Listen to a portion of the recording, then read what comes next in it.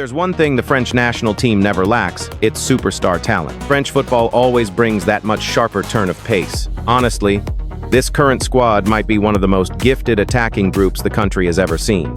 You have Kylian Mbappé, the captain and absolute face of modern French football. Watching Mbappé attack feels almost unfair.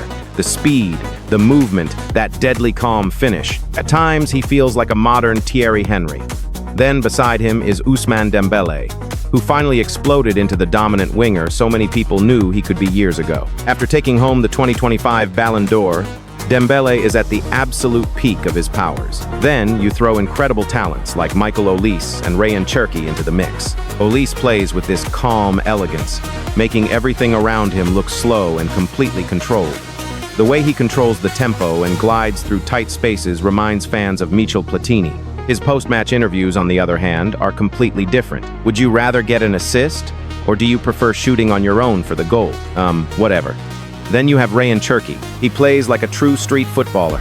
Tight ball control, pure improvisation, ridiculous flair, and totally unexpected passes. He is exactly the type of player who tries things most footballers would never even think about attempting. Sometimes his pure creativity gives you real flashes of Zinedine Zidane.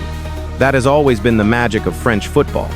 But history also shows us something else entirely. For France, raw talent alone has never guaranteed tournament success.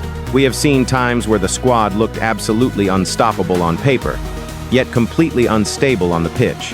The hardest part is always managing those massive egos, superstar personalities, and wildly different characters to pull in the exact same direction when tournament pressure hits. Even though millions expect the French squad to win before a single ball gets kicked, we must remember they have a weird habit of totally self-destructing right when the entire world expects them to dominate. No tournament shows that better than the 2002 disaster.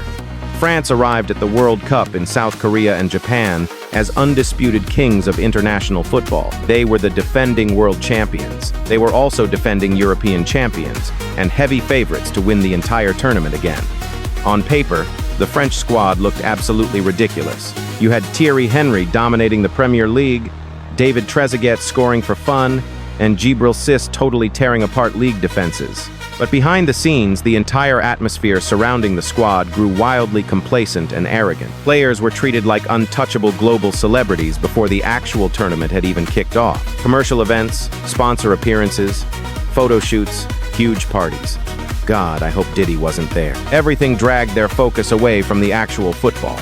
Former midfielder Emmanuel Petit later admitted the team basically convinced themselves they were totally unbeatable. The French Federation even shipped extreme luxuries to the tournament. They flew in fancy wines, and multiple reports claimed players partied late into the night. Physically, the squad was completely exhausted before it started. Patrick Vieira later admitted he felt completely drained before the group stage even began. I am honestly not sure if Vieira meant his actual physical fitness, or whatever was going down at some of those late-night parties. Then came the ultimate disaster. Just days before the opening match, Zinedine Zidane got badly injured in a completely meaningless friendly against South Korea. Missing Zidane and an injured Robert Pires, the French attack looked completely lost. Manager Roger Lemaire refused to adjust tactics, stubbornly forcing a rigid system that was completely useless without their main superstar playmaker on the pitch. Sounds a bit like Ruben Amorim, honestly. Then came opening night against Senegal, and football history completely changed forever. Senegal played with zero fear. El Hadji Diouf absolutely terrorized that aging French defense. Then Papa Bouba Diop scored the winner, delivering one of the most iconic corner flag celebrations in World Cup history. France looked slow, disconnected, arrogant, and totally unprepared. The sheer panic only escalated from there. Against Uruguay, Henry saw a straight red for a reckless tackle during a miserable 0-0 draw. Then a heavily bandaged Zidane returned way too early against Denmark. The poor guy could barely move out there, and France lost 2-0. Just like that, the reigning world champions crashed out in the group stage. Dead last, 1 point, 0 goals scored. An absolute international disaster. To this day, it remains one of the most embarrassing title defenses in football history, and a permanent warning about exactly what happens when raw talent, arrogance, physical exhaustion, and terrible leadership all crash together. Coming off a fierce run to the 2006 World Cup final, it seriously looked like France would completely dominate European football for years. The squad was absolutely stacked with legendary veterans like Thierry Henry, Claude Makélélé, Lilian Thuram, while a fresh crop of young football stars like Karim Benzema, Samir Nasri, and Franck Ribéry were just exploding onto the scene. On paper, this squad looked terrifying. In reality, they completely collapsed like a cheap lawn chair. France finished dead last at Euro 2008, grabbing just 1 point and a -5 goal difference. France drew a brutal group of death alongside the Netherlands, Italy, and Romania. But instead of stepping up, the national team looked sluggish, totally disconnected, and completely lost. Their opening match against Romania ended 0-0. It was an incredibly boring performance. I still remember that game. I honestly fell asleep watching my television. France held the ball but created zero danger. All build-up. Absolutely no end product. What does that even mean? Then came the absolute humiliation against the Dutch. The Netherlands absolutely tore them apart 4-1 on the counterattack, exposing how painfully slow the French defense was. Maybe skip the morning croissants, guys. Against Italy, the whole campaign just imploded. Franck Ribéry got injured right away. Eric Abdel got sent off inside 25 minutes. France crashed out after a miserable 2-0 loss. But the true reason for this disaster went way deeper than tactics. The squad was totally fractured internally. Their manager, Raymond Domenech, had already become seriously hated across French football. People saw him as eccentric, way too defensive, and honestly just totally bizarre. Wild stories about him using astrology for squad decisions became legendary. Rumors claimed he flat-out distrusted certain zodiac signs. Tactically, he completely handcuffed the roster. Even with legendary attackers like Henry, Benzema, and Nicolas Anelka ready to go, Domenech just overloaded the midfield with defenders, starving the attack of creativity and any real service. The squad itself was also boiling with massive internal tension. That older generation from 2006 just didn't trust or respect the younger football players coming up. Massive ego clashes were happening everywhere. One famous story had Nazi accidentally taking Henry's usual seat on the team bus, which sparked an absolutely massive argument inside the training camp. Little cliques started forming. Players stopped fighting for the badge, and the squad chemistry just vanished. They felt like a French Real Madrid. Meanwhile, Domenech completely botched the transition between the older and newer generations. Aging players who were visibly losing a step kept getting minutes no matter what, while young talent was tossed into absolute chaos with zero structure. Tur, at 36 years old, looked entirely exposed against lightning-fast counterattacks. Abidal was awkwardly shoved into a center-back role that really didn't suit his playstyle, and Captain Patrick Vieira just sat in the squad injured all tournament long, because Domenech stubbornly refused to replace him. Then came the one moment that perfectly summed up this era. Right after France was dumped out by Italy, Domenech went live on television for his post-match interview. Instead of actually explaining the disaster, this guy literally proposed to his girlfriend on live television. The French fans were absolutely furious. The national squad just suffered one of their worst tournaments in modern history, and their manager is pulling off performative stunts for his girl on camera. Looking back at it today, Euro 2008 feels less like a random failure and more like blazing warning signs. Because 2 years later, everything completely blew up during that infamous mutiny at the 2010 World Cup. That 2010 tournament became an absolute national embarrassment. The whole World Cup rundown in South Africa felt totally broken right from day one. Under Raymond Domenech, the locker room vibe was totally chaotic, super tense, and plagued by deep internal divisions. Things finally exploded during France's miserable 2-0 loss against Mexico. Right at halftime, star striker Nicolas Anelka reportedly just lost his mind arguing with Domenech in the dressing room, aggressively screaming insults at the manager in front of everyone. When Anelka flat-out refused to apologize the next day, the French Federation kicked him out of their World Cup roster entirely. Furious about Anelka getting sent packing, the entire French squad went on strike and refused to train. With baffled journalists and television cameras watching from the sidelines, team captain Patrice Evra got into an explosive screaming match with their fitness coach, Robert Duever, right there on the open training pitch. Du finally snapped, chucked his whistle into the grass in absolute disgust, and stormed off. Then came the single image that completely humiliated French football. The players walked right back onto the team bus, yanked the curtain shut, and flat-out refused to step outside. The French national team was literally on strike during a World Cup. Somehow things got even more surreal. Domenech himself walked over to the press and awkwardly read aloud a letter from his own players, openly attacking the federation. I mean, at least he wasn't proposing this time, so that's progress. The manager basically became the spokesperson for a mutiny against his own bosses. Even the highest senior officials in French football were left totally speechless. National team director Jean-Louis Valentin resigned immediately, in tears. He told reporters he was absolutely disgusted and ashamed of the squad. Back home in France, the public reaction was pure, unfiltered rage. The media completely tore the squad apart. Papers branded the players as spoiled celebrities and arrogant kids, totally out of touch.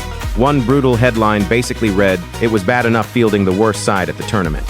Being the absolute dumbest team too just made the humiliation so much worse." The scandal grew so massive that French President Nicolas Sarkozy actually stepped in to calm things down. Meanwhile, on the pitch, naturally, the French football team completely fell apart. They lost their final match to South Africa, crashing out of the World Cup in absolute disgrace. The real problem for France is that these massive collapses are not just ancient history. Even during Euro 2020, the French squad found a way to self-destruct. Arriving as world champions, they were easily seen as Europe's strongest team. Bringing back Karim Benzema gave them a front line that looked straight up unfair on paper. With Benzema, Mbappe, and Griezmann linking up, everyone expected France to cruise to another major trophy. Then came the round of 16 against Switzerland, and everything just completely unraveled. Manager Didier Deschamps completely abandoned the tactical blueprint that literally made France world champions. Missing both natural left-backs, he suddenly swapped to an experimental back three, a system the squad had barely ever used in competitive football. The tactical shift looked totally uncomfortable from the start. Adrien Rabiot was awkwardly shoved out wide as a wing-back, a role he clearly hated. Meanwhile, Clement Lenglet, who was barely getting any club minutes, got thrown straight into the starting defense. The formation crumbled almost instantly. Lenglet was easily beaten in the air by Seferovic for the opening goal. France looked totally lost on the ball, and their high press was basically non-existent. At halftime, Deschamps finally realized the setup was a total disaster and reverted to a back four. Suddenly, their sheer individual quality exploded. Karim Benzema netted twice in rapid succession. Then Paul Pogba delivered one of the goals of the tournament, an outrageous curling strike from distance to make it 3-1. Right then, the game looked more finished than Suarez's knees. The French squad had all the momentum. Switzerland looked shattered. Everyone expected the world champions to easily kill the game off. But instead, France lost all discipline. The forwards just stopped pressing. The midfield was left wide open, the defense lost its shape, and Switzerland kept pushing. France started leaving massive gaps out wide. Their defensive organization vanished. The Swiss punished them with 2 late goals, tying it 3-3.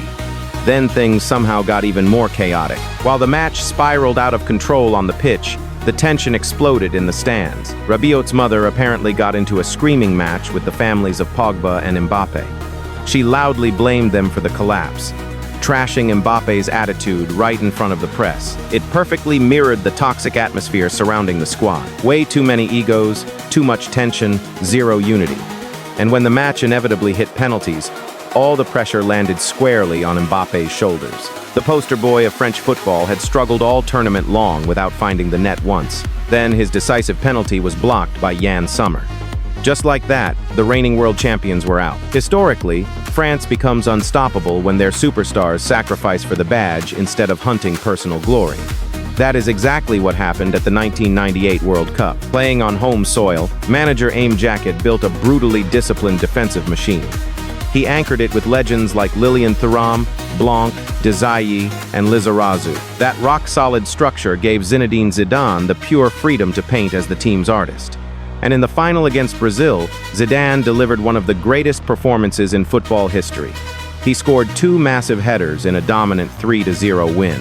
Winning that World Cup became so much bigger than just football across France. For a fleeting moment, the nation felt totally united. They rallied behind a multicultural squad reflecting a brand new modern French identity.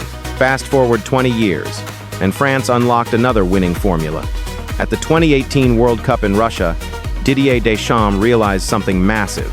His squad had absurd attacking talent, but raw talent alone was actually dangerous. So instead of crafting a flashy, free-flowing setup, Deschamps hammered home strict discipline first. He turned stars like Paul Pogba, Antoine Griezmann, and a teenage Kylian Mbappé into relentless tactical soldiers. Honestly, I doubt Mbappé has pressed a single time since.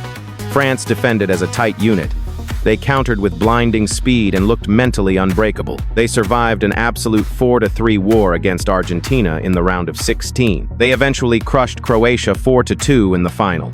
Not always pretty football, but man, it was ruthless and incredibly efficient. That exact blueprint fuels every legendary tournament run France puts together. Iron defense plus total discipline plus pure flashes of genius equals a championship. Honestly, 2022 might be the rawest emotional example yet.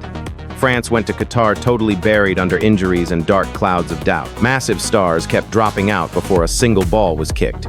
Everyone thought the squad was way too broken to defend their title. Yet somehow, against all odds, they fought right back to the final. Then came what many consider the greatest World Cup final ever played. For 80 straight minutes against Argentina, the French looked totally dead. Then the turtle woke up. 2 rapid goals in barely a minute. He nailed another penalty in extra time to seal a World Cup final hat trick. At times, it genuinely felt like he was dragging the whole nation forward on his own. France ultimately lost on penalties after that crazy 3-3 draw. But that performance somehow pushed their aura even higher. Pure heartbreak, yeah. But also proof of how truly terrifying France becomes when their raw talent catches fire under pressure. Now the French want their crown back. And they are bringing a squad absolutely overflowing with world-class talent. If you want to feel like part of that famous French squad yourself, grab a jersey from buygamejs.com using code PETTALKS at checkout. In goal, Mike Maignan completely commands the back line as an elite shot stopper. Right in front of him is William Saliba. He has easily become one of the best center backs on the planet right now. He was absolutely massive for Arsenal winning the Premier League. The guy just has everything. Ice cold under pressure, physically dominant, elite in one-on-one spots, and so smooth playing out the back. Beside him, France rotates Konate or Upamecano. Konate brings raw recovery speed and muscle, while Upamecano perfectly anchors an aggressive high press. We saw him shine at Bayern under Vincent Kompany. We can just ignore his rare bozo moments out wide. Deschamps completely trusts Jules Koundé, even after a pretty tough season at Barcelona. Meanwhile, Malo Gusto adds serious right-back depth with endless attacking energy and sharp overlapping runs. Over on the left, Theo Hernandez and Lucas Hernandez give France crazy athleticism and rapid recovery defending. They also bring pure width going forward. Midfield gets trickier though, entering a brand new era without Antoine Griezmann. Replacing Griezmann's pure football IQ is basically impossible. To fix that, Deschamps leans heavily on a mix of veterans and fresh energy. Tchouaméni is an elite holding midfielder. He wins heavy duels and casually drops a clutch goal when you need it most. Plus, N'Golo Kanté is somehow still dominating despite pushing 40. He plays for Fenerbahce now, still covering absolute miles of turf on defense. Rabiot brings muscle and tempo control. Meanwhile, young bloods like Zaire Emery and Manu Kone add fierce aggression and versatility. But let's be totally honest here. The true firepower of this squad is the attack. I mean, you could split this roster in half, and both sides would likely smash their way straight to a World Cup semifinal. It all starts with Mbappe. Entering his 3rd World Cup, the Real Madrid superstar chases pure history. Sitting on 12 tournament goals already, he is getting dangerously close to Miroslav Klose's all-time tournament scoring record. Then there is Dembélé, arriving as the reigning Ballon d'Or winner and easily the most unplayable winger on earth today. Right behind them, the depth is just endless. Olise and Cherki bring massive creative sparks. Du shows up after an explosive season, cementing himself as one of Europe's hottest young ballers. Bradley Barcola adds lethal, direct pace. Marcus Thuram brings heavy physicality and dangerous movement. After Hugo Ekitike suffered that devastating Achilles injury, Deschamps called up Jean-Philippe Mateta. On paper, France has the scariest roster alive. But French football history proves one bitter truth over and over again. Raw talent guarantees absolutely nothing. If laziness creeps in, or massive egos clash, history shows even the greatest French generation will collapse overnight. Now, if you want to see what happens to Mbappe's legacy if he wins another World Cup, you just have to